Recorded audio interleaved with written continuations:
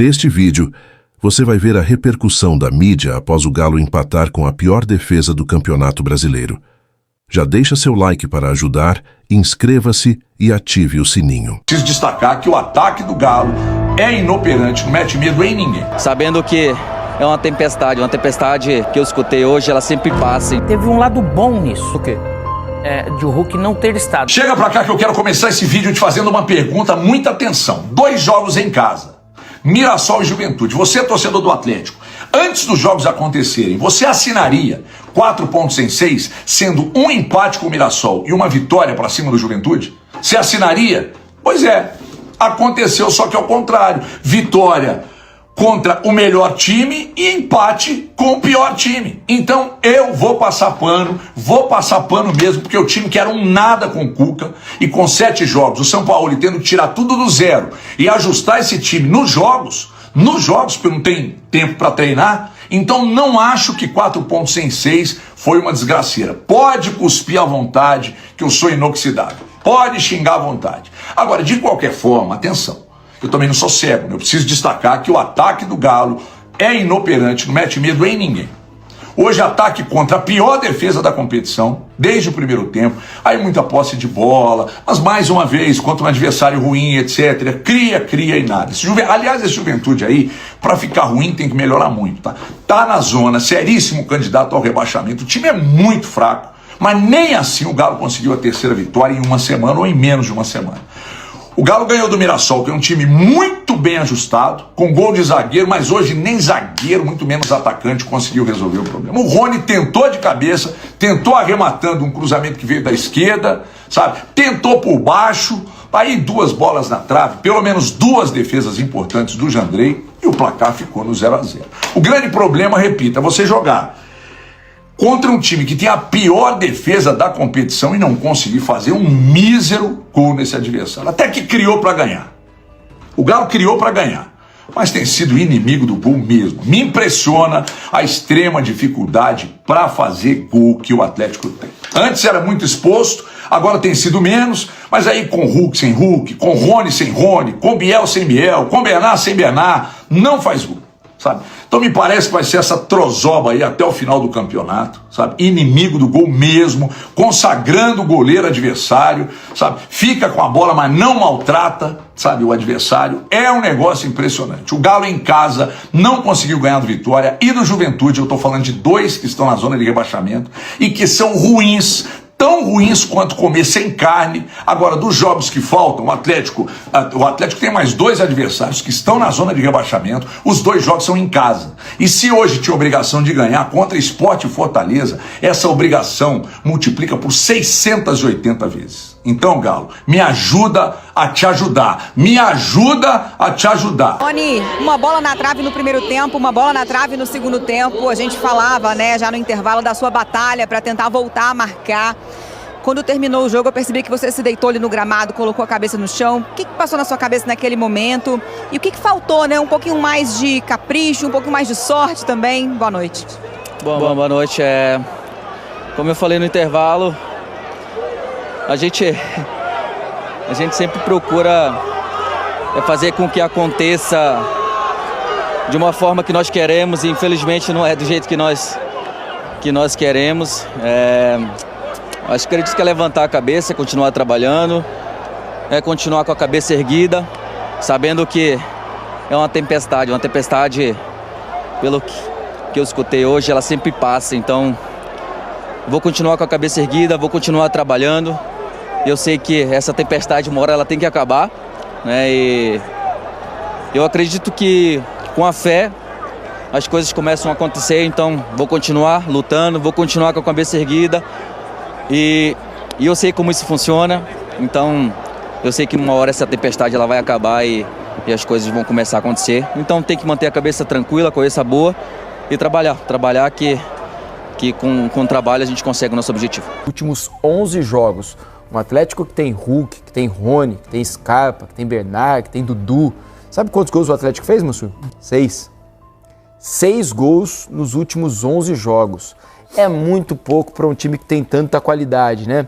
E aí ele estava falando que o Atlético sente a falta dos gols do Hulk, né? Sente as faltas dos gols de todos esses jogadores que eu citei, porque todos eles têm o gol como uma característica individual deles ao longo da carreira. E nenhum deles está conseguindo fazer com frequência. Mas quando falta o gol de todos ao mesmo tempo, é porque coletivamente a coisa não está acontecendo, né? Perfeito. E agora, o que dá para o torcedor talvez se apegar é... Porque a falta de gols nos últimos jogos, ela tem origem num trabalho anterior, interrompido, e agora é um processo que começa com uma forma de ver o futebol, especialmente na organização ofensiva, muito diferente do Cuca, né?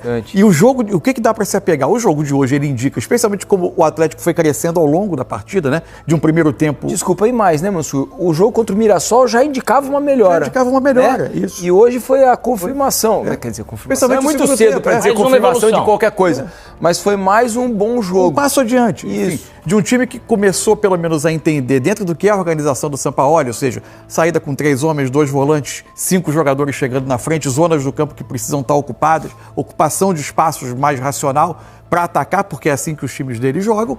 É um time que começou a entender um pouco mais como fazer essa bola andar um pouco mais rápido, inversão de bola mais rapidamente. Conseguiu recuperar no segundo tempo mais bolas no campo de ataque, permitindo o ataque mais rápido, sem ter que bater o tempo todo contra uma defesa posicionada. Então o Atlético teve alguns passos adiante. Sampaoli faz uma mudança também, eu acho, no segundo tempo.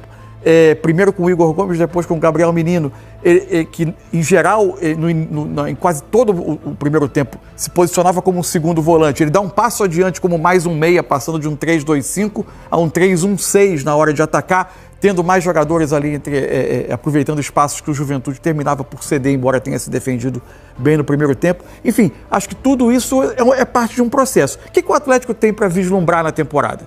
Construir o que o Sampaoli consiga, mesmo com uma lista importante de ausências hoje. Exato, também, né? Também vale ressaltar. Uma lista importante, se a gente pensar em Everson, Hulk, Arana, Júnior Santos, Coelho, que está há um tempo, Alexandre. Aliás, notícia para vocês aqui, né? Júnior Santos vai ter que passar por cirurgia. Isso. Teve um problema no tendão do músculo adutor da coxa, vai passar por cirurgia, está fora da temporada. O que se tenta agora, eu imagino, com os jogadores que estão disponíveis, muitos desses que a gente citou vão voltar, alguns são suspensão, não são casos mais...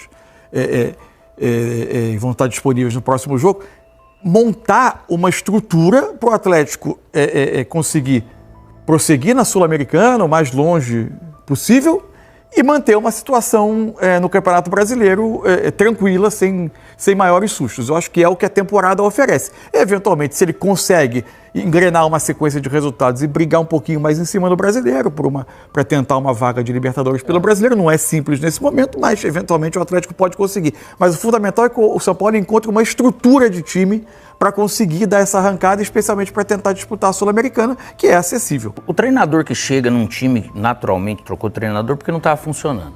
Aí, às vezes, a gente vê resposta já no primeiro jogo, algo que às vezes o futebol ele reserva pra gente. Só que esse jogo, e eu ia falar antes do São Paulo começar a entrevista sobre a questão do Hulk, ia falar até pro Henrique, teve um lado bom nisso. O quê? De o Hulk não ter estado. Não, hoje. O Hulk vai fazer, o Hulk ele tem que jogar, né? Por que eu falo? Ele encontrou algo para que esse time produzisse, de certa forma, o Hulk vai conseguir produzir em qualquer dos times. Mas eu falo, o fato do Hulk não estar e produzir bem assim foi poucas vezes que a gente viu nesse período de Hulk no Atlético. Verdade. E individualmente, se a gente for olhar o jogo que o Bernard fez hoje, foi no ritmo de que o time fez. Foi mais leve, o time foi mais ágil. Você sabe que eu assisti hoje o Bernard? Me lembrou o Coutinho, que também está muito mais ágil. Você percebe, ele deu uma arrancada de intermediária a intermediária com a bola, você percebe que ele está muito mais rápido. Né? Ele estava com dificuldade nos movimentos, né? Ele está leve, ele está entrando, fluindo. Ele tá parecendo mais o Bernard que a gente conheceu. É, né? Isso daí. No restante, eu achei que o time ele se encaixou bem, entendeu bem os movimentos com a bola mais rápido, com mais movimento entre eles, mesmo que seja ali no setor, mas o Bernard entrando um pouco para dentro, às vezes o Biel, o Caio vindo um pouco para dentro, só que todo mundo conseguindo ter e dar algum tipo de opção, só que um jogo mais veloz, a bola realmente, igual o Mansur falou, correndo mais. E aí a gente vem ver até o Dudu quando entrou, nós vimos o Dudu dando uma arrancada, faz muito tempo que ele não faz. Isso aí Foi pra cima, levou pra linha de fundo. Isso, tem cruzou, coisa né? que acho que fica impregnado na cabeça do cara, com as lesões, com o problema, tanto tempo que não produz.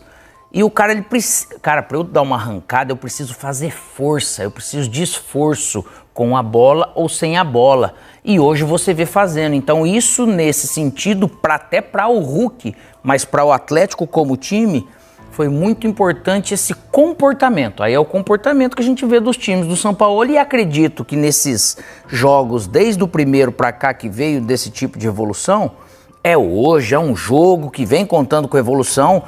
Pode até ser que siga melhorando ou não, a gente não sabe. Mas o que se demonstrou hoje, ele tem muita coisa para fazer uma decupagem e mostrar para o pessoal que realmente fala, poxa, opa, tá aqui, nós estamos no caminho. Atlético cria, pressiona, mas para na pior defesa do Brasileirão.